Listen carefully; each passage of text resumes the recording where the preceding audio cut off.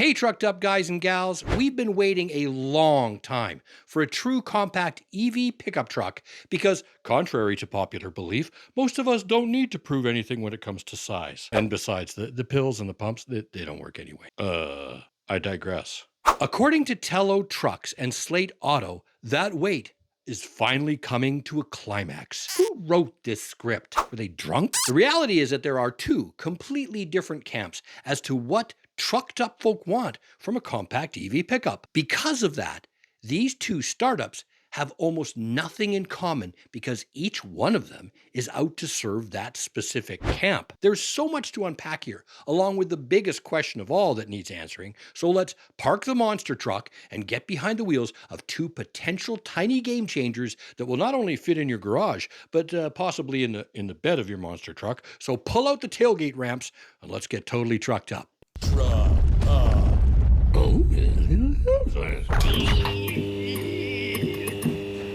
I released some exclusive content last week for my Patreon members, and there's more coming that dives into some of the planning behind my upcoming backcountry adventure that you won't want to miss.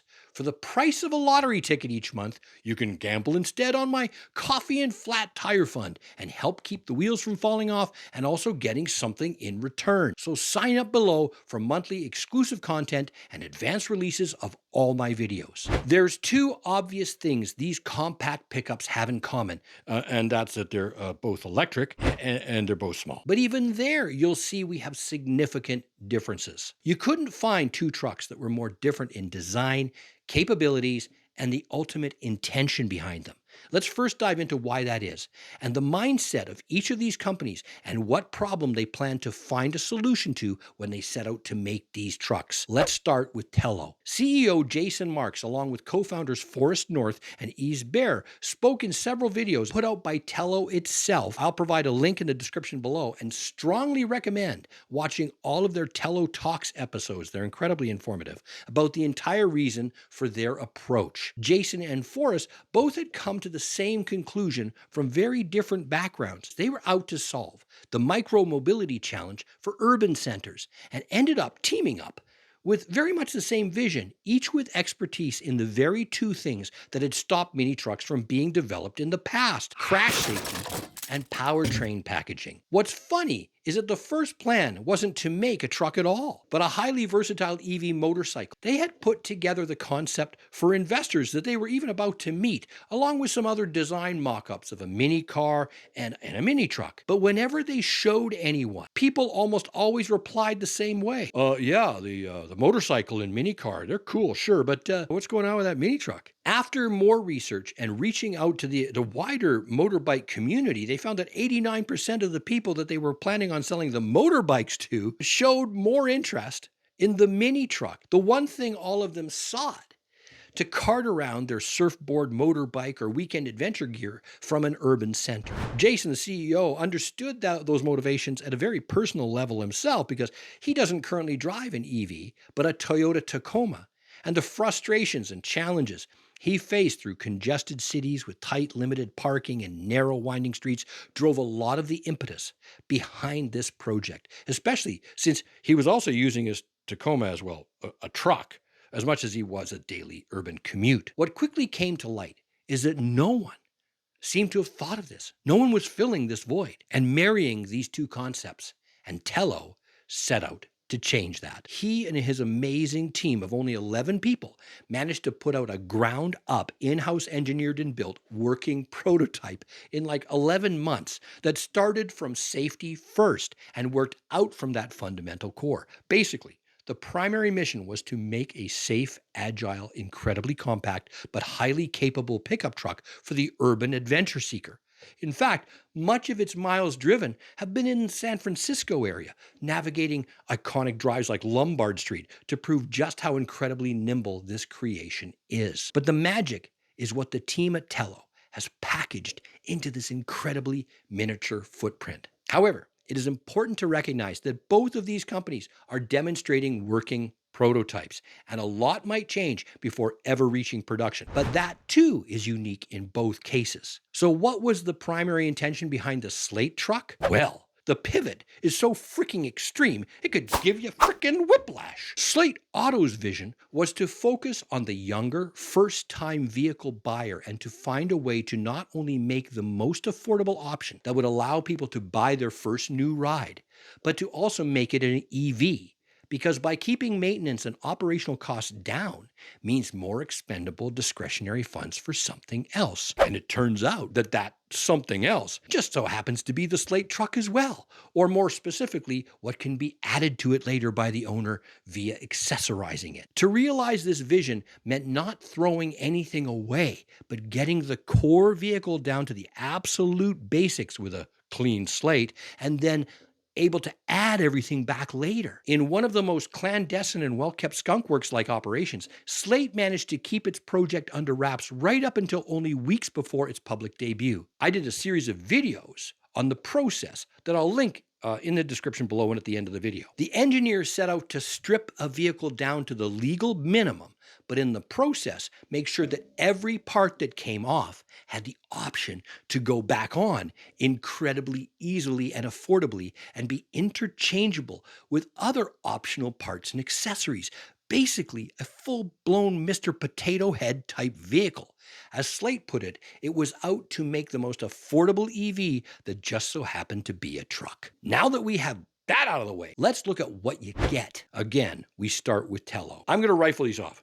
So big breath here because there's a lot of shit to cover and I got to go to the bathroom. Battery chemistry, NMC, cylindrical. Options will be single motor or dual motor. Range options will be 260 or 350 miles extended range. Single motor specs, 0 to 60 in 5 seconds, 300 horsepower, 2,000 pound payload. Dual motor specs, 0 to 60 in 4 seconds, 500 horsepower, 1,700 pound payload. Top towing capacity, estimated over 6,000 pounds. Charge time, 30 minutes from 10 to 80%. NACS charging plug, DC fast charge up to 350 kilowatts if 800 volt architecture is used, not certain yet. Vehicle to grid capable. 5-foot bed with drop down midgate expanding to 8 feet with the tailgate freaking up, and 4 full feet wide bed to fit 4x8 plywood sheets and a 5-seat 4-door crew cab. A couple weird things. TELO also gives all these charging speed times like 350 kilowatt DC fast charging, but says its truck is 400 volt with the architecture capable of being bumped up to 800 volt in like future models or something. Well, they'll have to if they expect to meet their charging time of 80% in under 30 minutes on a 106 kilowatt hour battery. And no one is getting 350 kilowatt speeds on 400 volts unless employing innovative technologies like voltage boosting systems and other expensive little paraphernalia. Anyway, we still haven't got to the nuts part yet, and my bladder is bulging like a haggis at a Robbie Burns Highland Dance-a-thon. TELO has achieved all of this in a vehicle that is only 152 inches long, the same length as a 2-door Mini Cooper, shorter than a freaking Mazda Miata, and 4 feet shorter than the most compact current mass-produced North American pickup, the Maverick. There's also some Easter eggs in the specs and images that I found on their website that had me going, like this beauty, showing how a configurable approach to an SUV or even a van version could be available from the get-go. Why do I think this is more than a truck topper? Well, it shows that the TELO MT1, the launch vehicle, will come with, get this, a 2, 5, or 8-seat option. And these photos sure don't look like only toppers to me. Is TELO planning some of its own plug-and-play Transformer-inspired switcheroos that have yet to be revealed? So exciting, it's got me all tingly. Oh shit, that's my defense. Okay, where was I? Let's dive into the Slate truck. I won't have to take a deep breath or another pee break because for this one, it's freaking short. There's only one option from the factory, and that's bumping the base 52.7 kilowatt battery to an extended 84.3 kilowatt hours. And both only have a single rear-wheel drive electric motor.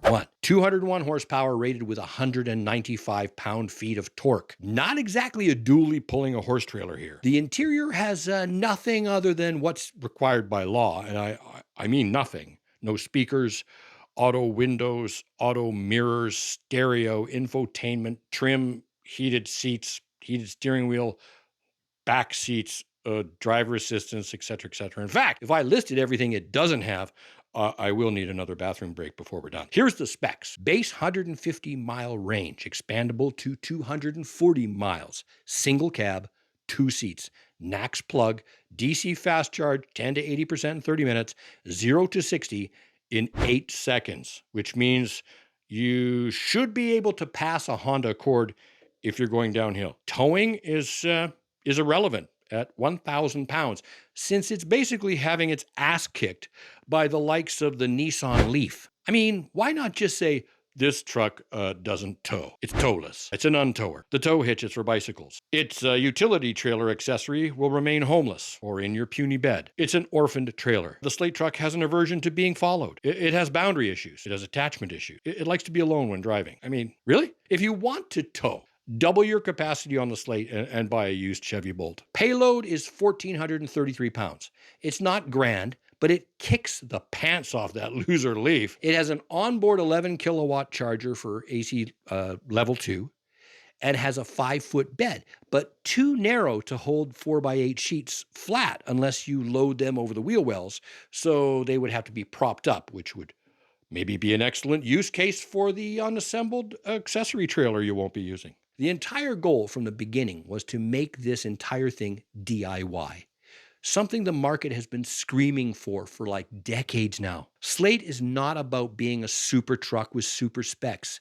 It is 100% about being as much to as many people as possible and being affordable to start. Something else woefully missing from the EV space in North America. As you can see from the factory, these vehicles are entirely different. Come to think of it, that goes for the factories as well. You see, TELO doesn't plan to have one of those. The typical manufacturing plant, auto manufacturing plant, that has come to define the insane costs associated with starting an automobile company, and the primary cause for their premature ejection from production. That didn't come out right. Ooh, that didn't either. Done it again. Let's move on. In fact, what might shock a lot of people is that the entire TELO project has been designed to scale into itself as funds permit, rather than struggling to come up with a mental amount of investors and debt financing, which is ironic because Slate Trucks is planning to have its customers scale into its truck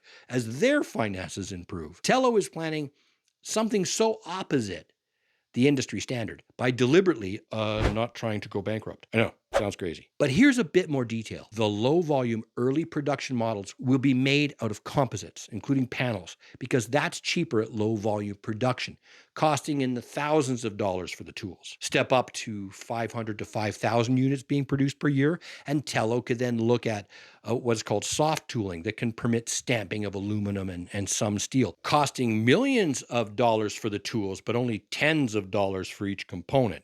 As volume sales increase and funds are available, then TELO might invest in higher volume stamping machines and maybe even eventually paint shops and all those kind of things. In a nutshell, TELO is scaling incredibly conservatively and has no intention of meeting the volumes of other EV truck OEMs out the gate. When asked about the first 500 units being hand-built, CEO Jason Marks replied with this: "There's a lot of ways people interpret that, but what it really means is that we're not using any type of high production tooling, because the problem is that every other startup company that has come before is part of the graveyard of electric vehicle companies trying to go big too fast." In fact, TELO has hired Aria to do that production for the first low-volume run. And although that name is not known to the public, it has been the company behind some of the biggest auto company success stories in getting concepts off the ground and into production before ramping. So that's big that they're on board. Slate is doing things more in line with the traditional approach because it seems to have the money behind it to come up and come out swinging. But when I say swinging, their goal doesn't seem to be more than in the neighborhood of 50,000 units per year for the first 5 years, based upon their battery supply contract with South Korean battery manufacturers SK On. That's going to happen at a 1.4 million square foot former printing plant in Warsaw, Indiana. That's where they're going to be built. It houses 2 production facilities in that building that about 600,000 square feet each that could technically reach like over 100,000 units per year. But Slate is not responding to how it plans to use that space or the ultimate capacity it has in mind. Although we hear about how Jeff Bezos is part of Slate company, he isn't outside of just being an investor. He's an investor. And Slate Auto is still a startup with all the risks associated with it. And the risk is that no one will buy either of these trucks, which brings us to price. TELO feels it can survive by selling only a few hundred vehicles a year to start, and very cautiously increasing that as funds flow into their bank. With all that has happened, the company is still standing by its target base price of $41,520 for the single motor, $46,000 for the dual motor, and an extra $4,000, bringing it up to $50,000 for the dual motor extended range. That's a tough target, but if they can hold it there, TELO's offering is incredibly capable, versatile, and appealing enough to at least make it through the first phase, maybe? We're going to have to see. What's important is they're giving us those numbers, and that does not involve any incentives. Slate is much cheaper, but possibly with a tougher hill to climb. Even in one of the most recent interviews with Sandy Munro, just July 11th, the CEO was still talking about how the price would be under $20,000 with the incentive included. But as we all know, that incentive is on its way out, especially by the time this thing makes it to market. It's going to be a minimum of $28,000. Still the most inexpensive EV truck by far, but one of the most inexpensive EVs without those incentives. But when capability, value, and any form of accessory is factored in, and I mean, most Americans aren't going to settle for a 150-mile range on a truck, regardless of size. That means most will be buying the extended battery or something in the mid-30s, not the mid-20s. Unlike TELO, it has to move a lot more units to pay for that higher volume facility and carry a lot more debt and risk. It will be up to the consumer to decide if upfront cheap price and accessorize later type idea is cool or practical enough to have them take the leap. Time's going to tell us. But the biggest question of all is whether either of these truck prototypes survive long enough to make it to market in the first place. And will the market still be there in the United States by late 2026? There is no doubt that every legacy OEM out there is as aware of these two trucks' intentions as you and I are. And the response to that might be the one unknown factor that will either make or break it for TELO and Slate. If you want to really get into the weeds on what Slate is up to, you definitely want to check out this video right here. As always, thanks for watching.